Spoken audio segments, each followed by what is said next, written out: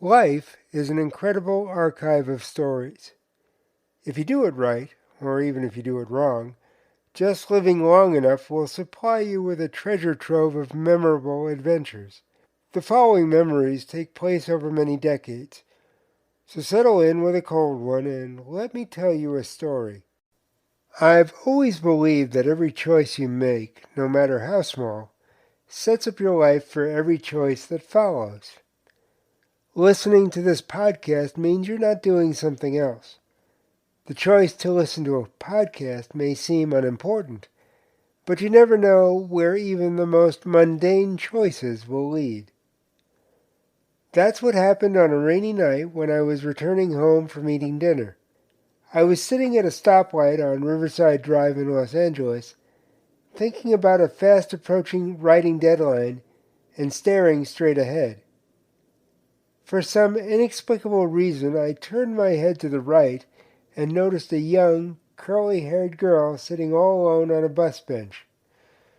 She was waiting for a bus that I knew wasn't going to come. Just then the light changed, and I couldn't move over to tell her that she was waiting for no reason. But I knew I couldn't go home because I would end up spending the entire night worrying about the girl sitting all alone on a bus bench. I decided to go to the next corner, make a right, go around a really large block, and come back in the outside lane in front of the bus stop. That would take me 5 or 6 minutes, but if she was still there, I'd ask her if she needed a lift. I kind of figured she'd say no to some guy in his early 30s driving a black Pulsar, but at least I will have made the offer, and I'd sleep better knowing that I tried to help her. When I came back around, she was still sitting there. I stopped in front of the bus stop and hit the button to lower the passenger window. I told her there were no more buses coming that evening. I asked if I could give her a lift somewhere. I expected her to say no, but to my surprise, and for reasons that I still can't understand, she said yes and got into the car. She told me she'd been fighting with her boyfriend and was trying to get to a girlfriend's house. It turned out that she was a recent transplant to Los Angeles, which explained why she didn't know the buses didn't run that late at night on Riverside Drive. When we got to her girlfriend's house, I gave her my phone number and told her to call me if she found herself needing help. I never expected her to call, but to my surprise, a few days later, she did. We talked for a while before she told me it wasn't working out with her recently befriended roommate, and would it be okay if she stayed with me for a few days while she worked out the details to get back home? If I said no, I didn't know what would happen to her. I had plenty of room, so I said yes. She knew I was handicapped, and maybe that made me less threatening, or at the very least, the lesser of two evils. After all, I really couldn't run after her if she felt threatened and ran away. A few days turned into a couple of weeks and then several months. During that time, we acquired a Himalayan Persian cat, which she named Quiche Lorraine.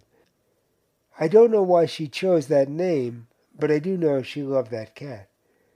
I introduced her to some of my favorite haunts, the most important of which was the deli where I ate 2 or 3 meals a day. Even back then, I was a terrible cook. They had steak fries on the menu, and I suggested their homemade blue cheese dressing to go with them. She'd never had that combination and immediately thought it was the greatest thing since, well, the invention of the French fry. We traveled a little, talked a lot, and as the months went on, grew to care deeply for each other. Our relationship couldn't have been going any better until the day she said there was a family emergency and she had to move back home. I always felt that the emergency had something to do with why she had left in the first place, but it was the one thing she wouldn't talk about. Even though she didn't want to go and I didn't want her to go, I knew the situation must have been important enough that she had to go. We located a nice-sized box that had previously held a television. The plan was to ship all the things that wouldn't fit into her suitcase.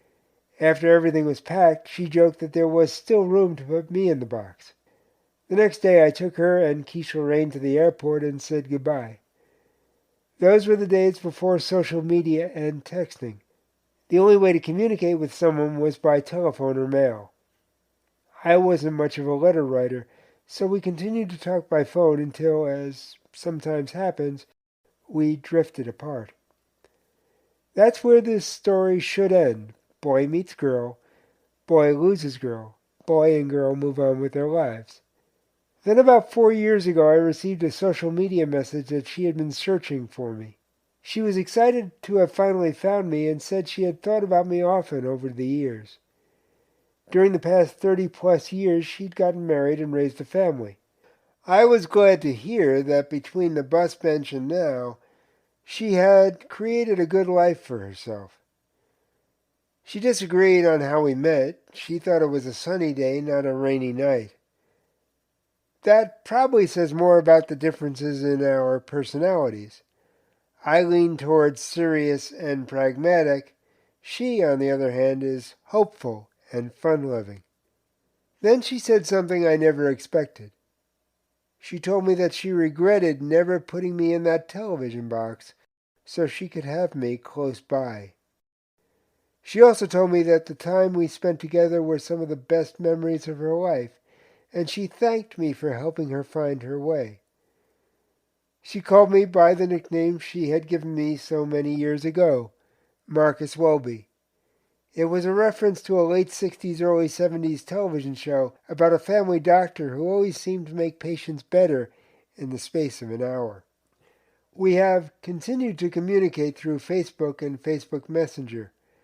On an almost daily basis, she posts one of those Facebook games that predicts everything from your perfect house to your perfect life based on your personality. In between, she posts famous quotations of hope and life.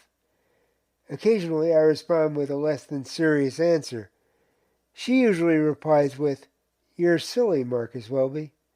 She's the only person who's ever had the right to call me silly. In a recent Facebook post, she said she was going through some medical stuff, but she would get through it and everything would be fine. A few days ago, I realized I hadn't heard anything from her in about a week. I figured she wasn't feeling too well, which would explain her lack of social media posts. I also knew that Facebook has a tendency not to show all friend posts as they're posted. They sometimes take days to circulate. I went to her Facebook page to check out her latest update. Unfortunately, all I saw were condolences to her family. We have a tendency to go through life looking ahead at the future or back at the past, but we neglect to look around at the present. We stare at our phones as if nothing matters, which, in a way, is no different from me as I sat at that red light on Riverside Drive, looking straight ahead and thinking about work. But every choice we make affects the rest of our life. In the end, it doesn't matter whether it was a sunny day or a rainy night.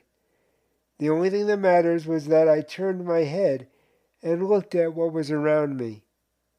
That choice changed two lives forever. Until the journey brings us together once more, take care and stay safe.